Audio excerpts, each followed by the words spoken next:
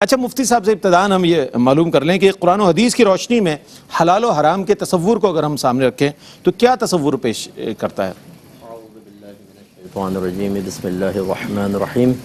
ایک اجمالی کلام تو یہ ہے لکم ما فی الارض جمیعا، اللہ تعالیٰ فرماتا ہے وہی ذات ہے جس نے زمین پر جو کچھ ہے وہ تمہارے نفع کے لیے پیدا فرمایا ہے۔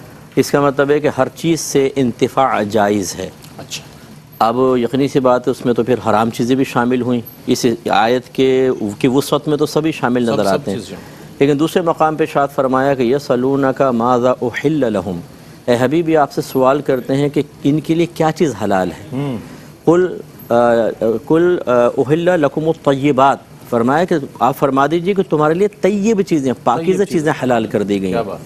اس کا مطلب ہے کہ اب یہ علم حاصل کرنا ضروری ہے کہ پاکیزہ چیزیں کون کون سی ہیں، اور اس کے لیے بہت ساری آیات ہیں، جیسے بیع کے بارے میں۔ اچھا، اب یہ حرام اور حلال بھی دو طرح کے ہوتے ہیں، ایک ایسے جو ذات کے اعتبار سے حلال یا حرام ہے، اس میں جانور وغیرہ آ جاتے ہیں، دیگر چیزیں آ جاتی ہیں، اور ایک ہوتے ہیں کہ جو وسیلے اور ذرائع کے اعتبار سے حرام یا حلال بن جاتے ہیں۔ فی نفسی چیز حلال ہوتی ہے، ایک کھانا ہے حلال ہے، لیکن آپ حرام پیسے سے اس کو حاصل کرتے ہیں یا چوری کر کے حاصل کر لیتے ہیں۔ اب وہ کھانا تو طیب حلال تھا، لیکن آپ کے ذریعے کی وجہ سے اس میں حرمت سرایت کرے گی۔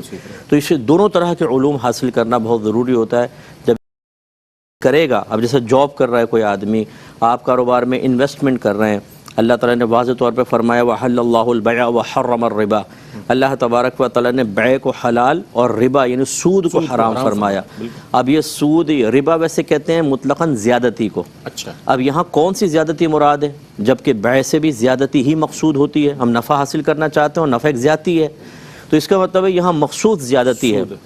اب اس کی صورتیں، اور وہ بھی فی زمانہ موجودہ دور کے تقاضے کے اعتبار سے جو جدید سود کی صورتیں آ گئی ہیں، ان سب پر اس کا مطلب ہے نظر ہونی چاہیے، تبھی انسان حرام سے بچ سکتا ہے۔ تو دو طرح کا اس موضوع کے اعتبار سے دو جہتوں سے ہمیں حرام حلال کا علم حاصل کرنا ہے۔ ایک تو یہ کہ فی نفسی ذات کے اعتبار سے کیا حلال و حرام ہے، اور ایک ذریعے سے کیا حلال و حرام ہوتا ہے۔ جب یہ دونوں چیزوں پہ دسترس حاصل ہو جائے تو پھر انشاءاللہ انسان طیب اور حلال ہی کھائے گا۔ بہت عمدہ انداز میں حلال و حرام کے تصور کے حوالے سے جو قرآن تصور پیش کر رہا ہے، مختصر اور جامع انداز میں قبلہ مفتی محمد